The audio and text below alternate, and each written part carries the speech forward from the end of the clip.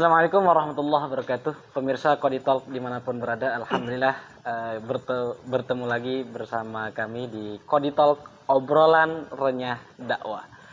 Hari ini kita bersama salah satu narasumber hebat kita, dan tentunya beliau merupakan alumni dari PKM Qodi DKI Jakarta, dan hari ini beliau tergabung di dalam Syiar Dai Indonesia atau yang disingkat dengan Syidai.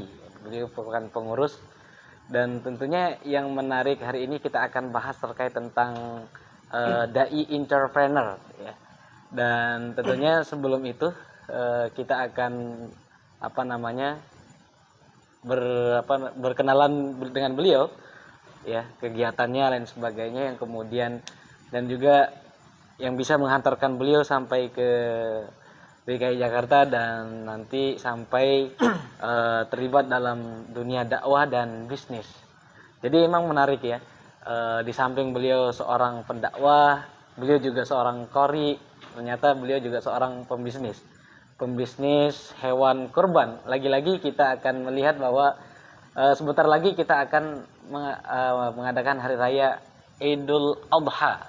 Ya, hari ini berapa hari lagi kita akan masuki bulan Zulhijjah dan Zulqa'dah dan kemudian Zulhijjah. Tapi kalau sudah masuk Zulqa'dah, kira-kira rasanya sudah dekat ya.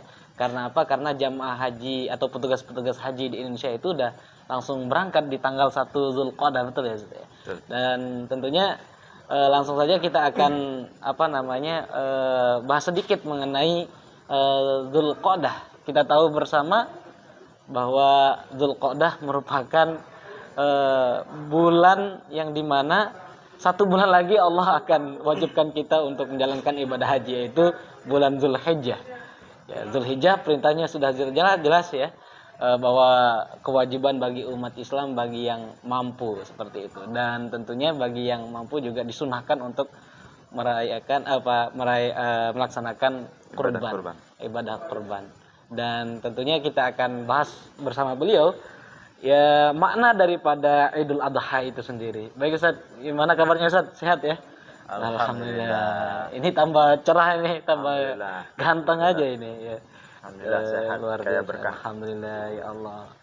Ini aktivitas hari-hari ini apa Ustaz?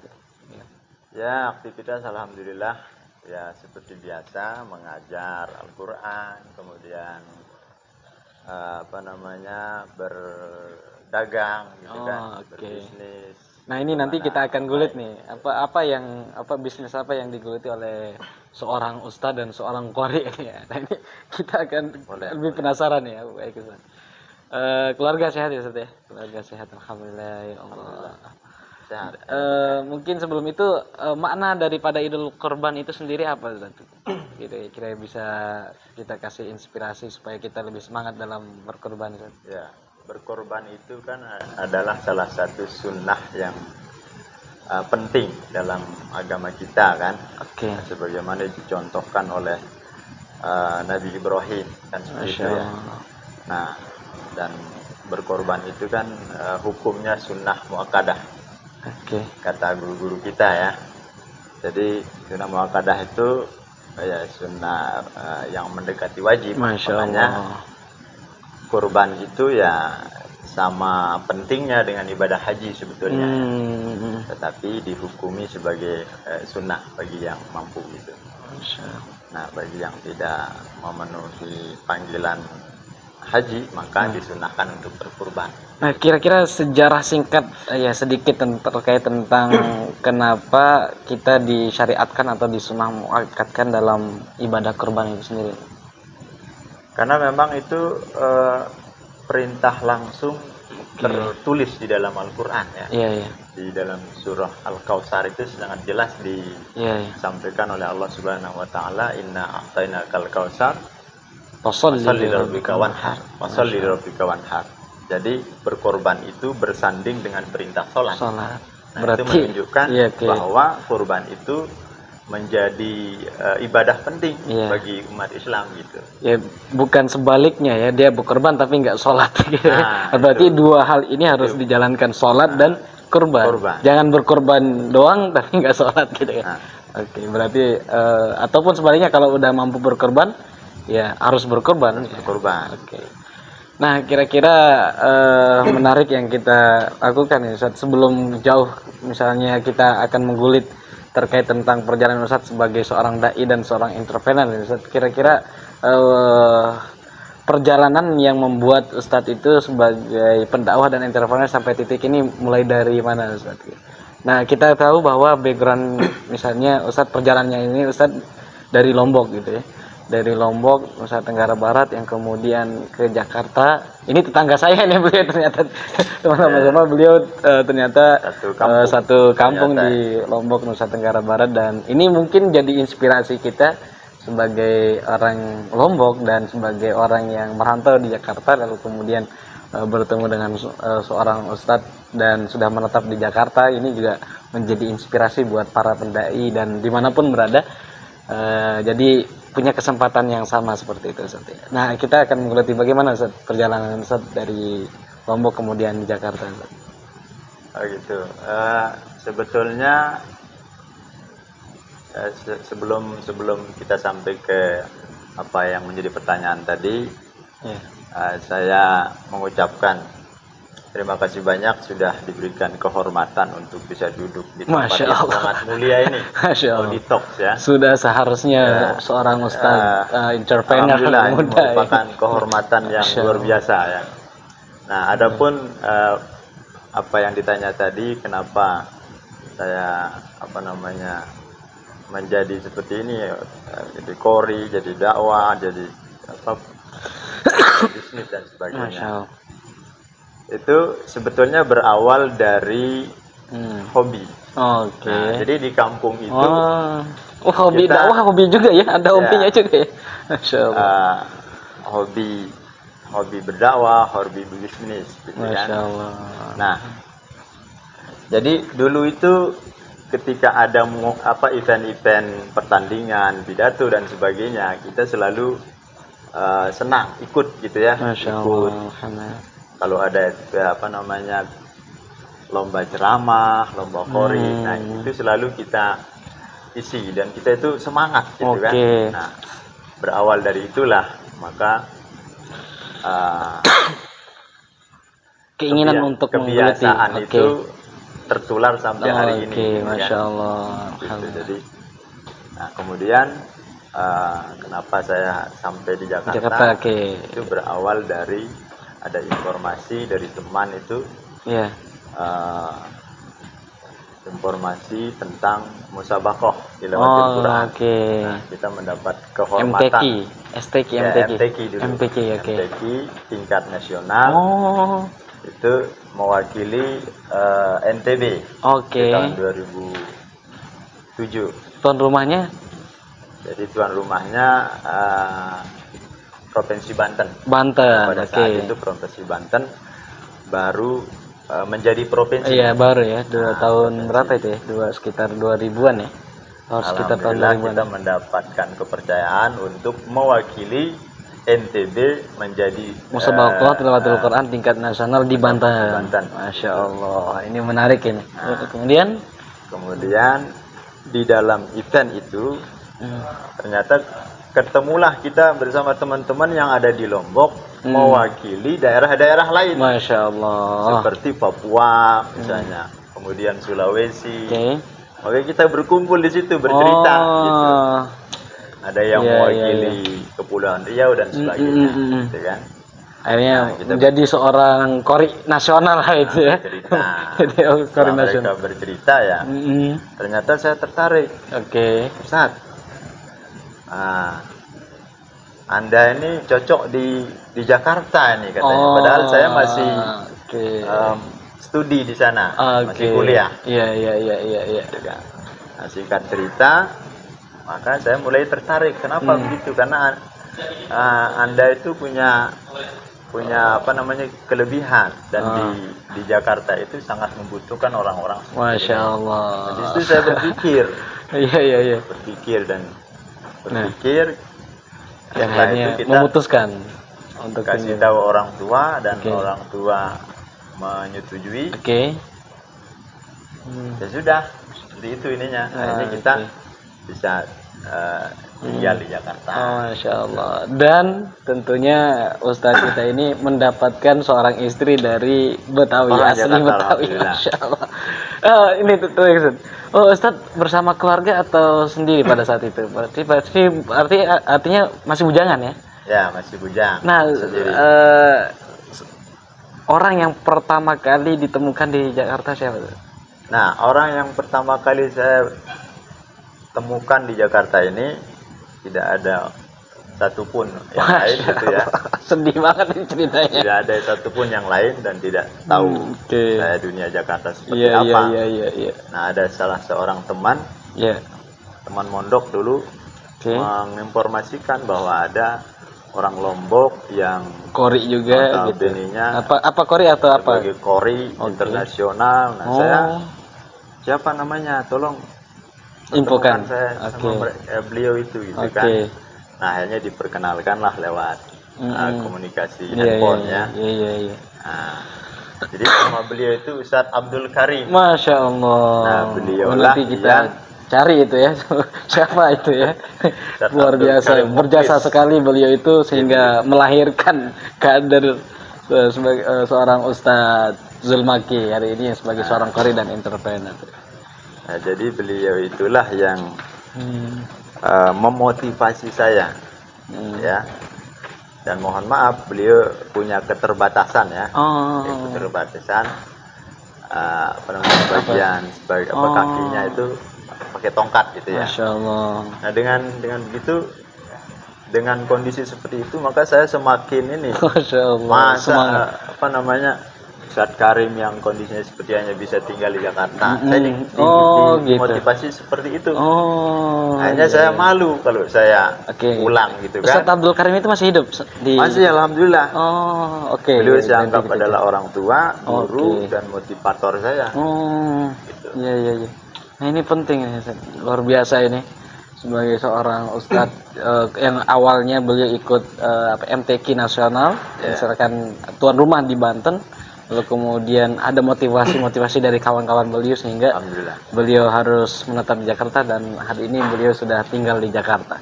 Nah, kemudian sudah kita bahas tadi sedikit Ustadz terkait tentang perjalanan Ustadz hingga di Jakarta dan sekarang ini kalau nggak salah Ustadz sebagai imam apa rawatib ya, imam tetap ya? Ya, di alhamdulillah. mana, Ustadz?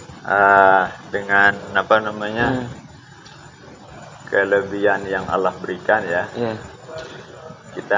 saya kebetulan dipercaya menjadi imam Oke. tetap di Oh, 2 masjid ya. iya. Pertama di Masjid Albina Gelora Bung Karno. Oke, itu masjid besar itu ya, karena ribuan orang itu. Kemudian kemarin 2 bulan yang lalu ditetapkan sebagai imam tetap sholat Jumat di Masya Masjid Allah. Al Baitul Adli Jaksa Agung. Berarti Republik Indonesia. sholat Jumat itu wajib ya itu hadir itu? Atau gimana? Kita kebetulan 4 orang. Oke. Jadi saya berarti sebulan kebagian sekali. 1 kali dalam 1 bulan. Iya, karena dan sebulan itu kan 4 minggu ya. Masya Allah. Dan selain itu, selain jadi jadi imam, kemudian tadi jadi imam sholat Jumat, itu kegiatan mengajar mungkin itu ada di mana aja? Ya, kegiatan mengajar formal dan informal ada. Masya Allah. Ya, kita mengajar di beberapa tempat dan beberapa segmen ya. Iya. Ada yang di sekolah formal, ada yang di informal ya gitu ya. Ada majelis taklim ibu-ibu. Masya Allah. Iya. Majelis taklim di apa namanya di tempat-tempat khusus seperti lapas ya. Iya. Lapas Pondok Bambu misalnya, Oh iya. kemudian lapas Oke, nanti kita akan bicara lebih banyak lagi terkait tentang apa namanya perjalanan Ustadz di DKI Jakarta sebagai seorang pendakwah dan seorang dai dan kira-kira karena kesibukan tadi Ustadz, lalu kemudian tadi background Ustadz sebagai seorang trainer juga, pengusaha juga. Nah, ya. yang kira-kira yang kita ingin tahu ini Ustadz sebagai entrepreneur di bidang apa Ustadz? Nah, kebetulan kita katakanlah entrepreneur musiman gitu ya. Oh, oke. Nah, Apa itu? Saya juga tidak tahu kenapa saya hobi berdagang gitu ya. Oke. Saya senang berdagang, memang dari awal, dari dulu itu senang berdagang. Oke. Nah, utamanya di bidang peternakan ini, sapi dan kambing. Masya Allah. Dan ini sebentar lagi Idul Adha dan ini Betul. panennya Ustadz ini. Ustadz sebagai seorang entrepreneur di hewan kurban ini. Oke. Apa yang kemudian melatar belakangi Ustadz terlibat di dalam entrepreneur hewan kurban Ustadz? Keuntungannya kah atau apakah? Yang Emang pertama, menjanjikan atau seperti apa? Yang pertama, Oke. sebagaimana yang saya sampaikan tadi, pertama berangkat dari Keinginan hobi, betul, ya. oke. Jadi hobi itu maksud saya memang dulu sejak kecil itu kita diajarkan oleh orang tua itu memelihara kambing gitu kan, sapi gitu kan. Dan kalau mohon maaf ya, hobi untuk itu sudah ada. Jadi kalau misalkan bahasa kasarnya, bukankah para nabi itu juga memelihara kambing gitu ya? Nah, kebetulan jadi kita nggak malu gitu untuk menjadi para guru-guru kita itu kan sunnah. Oh gitu, sunnah. Yang paling menonjol bagi nabi kita. Nabi kita kan artinya suatu hal yang kambing kan gitu. Pernah dikerjakan. Dan jadi, kita sebagai seorang ustadz tidak malu untuk mengungkapkan itu ya? Oh, nggak boleh. Oke. Jadi ustadz dan kiai itu harus punya potensi menjadi orang kaya. Dan menjadi orang kaya itu ya jadi melalui berdagang, melalui berbisnis. Nah, dari situlah yang pertama saya berangkat dari hobi. Yang kedua, saya melihat di Jakarta ini, di beberapa tempat di mana kita mengajar dan berdakwah itu, ketika membutuhkan hewan kurban itu, ternyata mereka membutuhkan banyak jamaah kita atau masyarakat kita membutuhkan ini. Maka berangkat dari itulah, wah ini harus kita berikan solusi gitu kan. Berikan solusi. Maka berangkat dari dua hal itulah saya mempercaya diri untuk melakukan bisnis ini gitu kan. Pertama dari hobi, kedua memberikan kemudahan kepada masyarakat kita yang mau berkorban. Tidak mungkin masyarakat kita itu mau berkorban 1 ekor kambing kemudian dia pergi beli kambing di kampung kan. Nah, ini harus memerlukan solusi. Maka dari itu saya berazam ya. Punya tekad untuk bagaimana mengadakan sapi ini. Gitu. Kemudian yang kedua, alhamdulillah juga kita dengan melakukan hal itu dapat berkahnya, dapat keuntungan dan sebagainya gitu ya. Sebagainya, dan kita senang, masyarakat senang, dan jadinya semua mendapatkan keberkahan. Peluangnya besar sekali berarti ya Ustaz ya, khusus untuk di DKI Jakarta, karena memang Jakarta kan bukan tempat untuk mengembala sapi, bukan untuk tempat mengembala kambing ya. Artinya peluang untuk menjadi seorang pengusaha di hewan kurban, apalagi sebetulnya bukan musiman kalau menurut saya Ustaz. Untuk khusus untuk kambing misalnya hewan kambing, karena akikah itu juga dipakai juga Ustaz ya. Iya. Alhamdulillah dari sejak 5 tahun terakhir ini saya menggeluti. Oh, udah 5 tahun berjalan. 5 tahun terakhir. Artinya sudah pengalaman udah luar biasa juga. Artinya jatuh bangun apa dan sebagainya udah dirasakan juga. Sudah. Itu rukun bisnis itu ada jatuh. Masya Allah. Itu menjadi rukun dalam bisnis. Jatuh bangun. Rugi juga pernah ternyata. Kalau orang sukses itu pasti dia sering jatuh. Masya Allah. Gitu ya. Dan Ustadz sudah melewati tahap itu. Jadi kalau mau menjadi orang, kalau mau menjadi orang sukses maka siap menjadi jatuh. Siap untuk jatuh, siap untuk gagal ya. Siap gagal. Jadi gagal sekali. Artinya kalau bisnis sapi ya kira-kira kita bisa perkirakan lah, kalau sapi harganya 20 juta, 30 ya. Nah, ini nanti kita akan mengulik sedikit itu harga-harga sapi itu tentunya per tahun terus meningkat ya. Artinya maksud saya yang kita bakal bicarakan, karena boleh bicara tentang rugi dan untung itu. Kalau untung sekali untung mungkin banyak, tapi sekali rugi lebih daripada itu juga. Kalau misalkan 10 ekor sapi rugi gitu ya, Berarti kalau satu ekor sapi 20 juta, ruginya juga lebih besar gitu. Betul. Nah, itu Oke. alhamdulillah dari tahun ke tahun pasukan sapi yang kita siapkan itu selalu meningkat ya. Mulai dari 500 ekor, 1000. Masya Allah, 500 ekor. Bahkan masa pandemi itu kita menyiapkan sapi itu hampir 2000. Masya Allah. Kenapa? Karena pedagang-pedagang lain pada takut. Oke. Nah, ternyata Alasan mereka takut? yaitu karena takut rugi. Oh, oke. Kita Oh, rugi akhirnya karena di situ pada collab ya. pada saat yang akhirnya ini yang pandemi bertahan itu kan gitu ya. sangat berpengaruh juga Oke, kepada oke. kesehatan Iya, sapi. iya. Nah, kita memberanikan diri untuk justru Oke. menyiapkan lebih banyak. Oh, Dan alhamdulillah dari sekian banyak pedagang pada saat pandemi itu kita termasuk pedagang terbesar. Masya Allah. Dan kita pada saat itu alhamdulillah mendapat perhatian dari Pemprov. Oke. Pada saat itu gubernurnya Masya Pak Allah. Anies, Oh, dia oke. langsung memantau Masya Allah. pasukan. Tapi nggak ada kaitannya kan antara beliau bukan seorang investor kan di bidang ini kan? Bukan. Artinya langsung memantau itu kan? Bahkan pada saat itu langsung beliau membeli 7 ekor sapi Pribadi. yang paling besar. Masya Allah. Alhamdulillah. Nah, ini tadi Ustaz. Tadi Ustaz mengatakan bahwa hewan yang kita perdagangkan tadi itu jumlahnya 500 ekor sampai 2000 bahkan lebih. Nah, itu kira-kira ternak atau memang diambil dari mana itu? Nah, kebetulan kita bersinergi dengan beberapa petani ya di daerah. Oh, ini memberdayakan petani ini.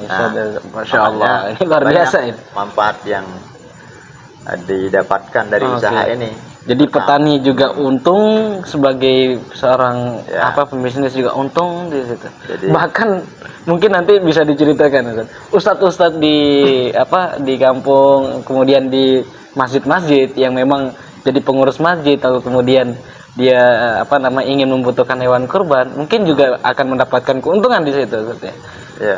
Betul. Karena ngambilnya langsung partai besar ini ya kan, langsung partai besar. Nanti bisa dijelaskan oleh Ustadz bagaimana mekanismenya dan sebagainya. Nah, jadi kita kan jumlah sapi yang kita siapkan ini besar. Jadi kita mengutamakan kuantitas. Kuantitas. Jadi pembeli bisa kita berikan harga murah. Iya. Ya. Walaupun kita hanya mendapatkan keuntungan sedikit nggak apa-apa. Gitu ya. Karena kenapa? Karena jumlah sapi yang kita siapkan cukup banyak. Gitu ya. Masya Allah. Bahkan yang membeli sapi lebih dari 10 kita kasih kambing kadang-kadang gitu. Oh gitu. Kita kasih kambing. Oh, ada hadiahnya. Bonusnya ya. Sebagai Masya Allah apresiasi. Dan bagaimana para kawan-kawan dai juga atau ustadz-ustadz juga bisa ikut terjun di dalam hal itu, Ustadz? Mungkin bisa diinfokan, Ustadz, supaya manfaatnya ini lebih besar bagi umat, ekonomi umat dan sebagainya, sehingga mungkin saja perputaran ekonomi di masa Zulhijjah atau Zulhijjah ini, yaitu hewan kurban ini, bisa berputar di umat ya. Nah, mungkin bisa dijelaskan bagaimana mekanismenya. Bagian apanya nih? Nanti para ustadz-ustadz pengurus masjid dan sebagainya ingin menghubungi ustadz dan sebagainya, sehingga bisa ikut juga berkontribusi dalam perdagangan ini atau ikut berbisnis sapi juga. Bagaimana, Ustaz? Oh ya, banyak rekan-rekan yang sempat kita ajak ya, ikut memasarkan ya atau menyiarkan ya, bahwa kita menyiapkan hewan kurban yang berkualitas, juga harga terjangkau. Gitu. Harga terjangkau. Jadi harga murah, barangnya berkualitas. Masya Allah, subhanallah. Jadi dari harga paling rendah sampai harga paling tinggi. Dan banyak teman-teman yang ikut andil ya, memasarkan dan berhasil. Alhamdulillah, dan mendapat manfaat dari Masya Allah, kegiatan itu gitu. Ya. Nah, ini menarik nih pemirsa Qodi Talk dimanapun berada. sebagai seorang dai, sebagai seorang entrepreneur, yaitu entrepreneur hewan kurban. Nah, dan tentunya kita akan sedikit Ustaz. Gimana cara bagi waktunya itu Ustaz? Sebagai seorang dai, sebagai imam tadi juga, dan juga sebagai dai entrepreneur juga gitu. Ya, sebetulnya ini kan yang berternak itu kan bukan kita. Oke. Ya kan? Nah, Justru tempat-tempat di mana kita mengajar, di mana kita berdakwah, di mana kita diundang, oke. itu justru menjadi kalau dalam bisnis itu menjadi pasar kita. Pasal. Kalau dalam istilah bisnis Ya, itu ya. ya. Masya Allah. Sebagai ladang rezeki itu di situ justru. Oh. Saya kira kegiatan dakwah maupun kegiatan bisnis itu berjalan bersamaan sebetulnya ya. Jadi tidak sekali nyelam. Jadi sekali Sekali nyelam minum susu gitu ya. nyelam dapat minum air. Dapat lumba-lumba. Iya, dapat lumba-lumba, itu bukan terila gitu. Kegiatan dakwah dengan kegiatan bisnis menurut saya itu bisa berjalan. Betulnya kalau misalkan kita bicara pendai kemudian jadi pendakwah, dan ternyata Rasulullah itu juga sama kan ya, dai dan pendakwah juga Nah, itulah yang membuat kita termotivasi. Okay. Ternyata dakwah dan bisnis ini menjadi harus elemen penting dalam agama, gitu ya, dengan penting. Dan lebih banyak hidupnya Nabi itu sebenarnya berdagang ya. Kalau kita lihat dalam sejarah itu ya.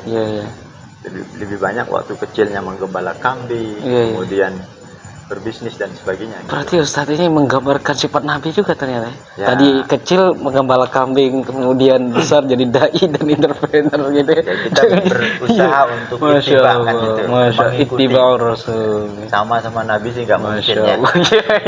Tapi kita berupaya untuk mengikuti jejak kemampuan kita. Iya. Nah, ada salah satu hikmah kenapa para rasul itu diajar, artinya yang mengajarkan itu untuk berternak kambing, mentakdirkan berternak kambing itu Allah. Nah, kalau misalkan kita lihat secara historinya, kenapa Allah mengajarkan atau memberikan pendidikan kepada para rasul itu untuk berternak kambing? Betul. Karena rata-rata rasul itu peternak kambing. Nabi Musa ternak kambing. Betul. Bahkan sampai Rasulullah kalau mau mengikuti sunnah Nabi yang sesungguhnya ya menggembala kambing dan berbisnis gitu. Masya Allah. Dan karena kambing itu karakter sifatnya itu nggak bisa diatur gitu. Ya, nah, ketika nanti sudah sukses menggembala kambing, insya Allah bisa sukses juga mengatur manusia umatnya gitu. Nah, itu menarik. Dan Wali Songo juga ternyata pedagang Ustaz. Iya. Ya, jadi ulama-ulama terdahulu juga mengikuti bagaimana cara berbisnisnya Rasul. Iya. Dan tentunya kita harus selesai juga dengan diri kita gitu sebelum kita mendakwahkan gitu ya. Mungkin itu. Karena seluruh ibadah ini tentunya ada nilai ekonominya. Sholat itu harus ada ekonominya. Tentunya kalau misalnya kita menutup aurat, itu kan kita beli baju, kita beli sarung, kita beli apa lain sebagainya itu. Betul. Nilai ekonomi dengan kita beli bukan pakai daun ya, pakai uang ya. Betul. Iya. Jadi semua punya nilai ekonomi. Betul. Masya Allah. Apalagi haji nanti. Kita butuh haji bukan hal-hal yang sepele, tapi kita membutuhkan materi juga. Materi. Kita berangkat dari Indonesia ke Saudi Arabia atau di Jeddah itu membutuhkan materi, dan bukan 1 juta 2 juta tapi puluhan juta gitu ya. Betul. Dan ini tentu menjadi semangat kita untuk menjadi seorang dai dan seorang entrepreneur yang sukses. Dan terima kasih banyak nih Ustadz sudah bisa hadir di Kodi Talk, obrolan dakwah ini. Terima kasih banyak juga. Semoga terus menginspirasi kita semua untuk menjadi seorang dai entrepreneur. Dan teman-teman jika mau menyalurkan hewan kurban atau mau berkontribusi dalam hewan kurban, silakan nanti hubungin beliau, dan tentunya ini manfaatnya sangat banyak untuk kemaslahatan umat, kemudian perputaran ekonomi umat ada di tahun ini, dan tentunya kita harus betul-betul maksimalkan dengan baik waktu ini, jangan kita sia-siakan kesempatan ini. Terima kasih Kodi Talk, obrolan renyah dakwah. Salam Kodi Talk. Assalamualaikum warahmatullahi wabarakatuh. Waalaikumsalam. Terima kasih Ustaz. Masya Allah.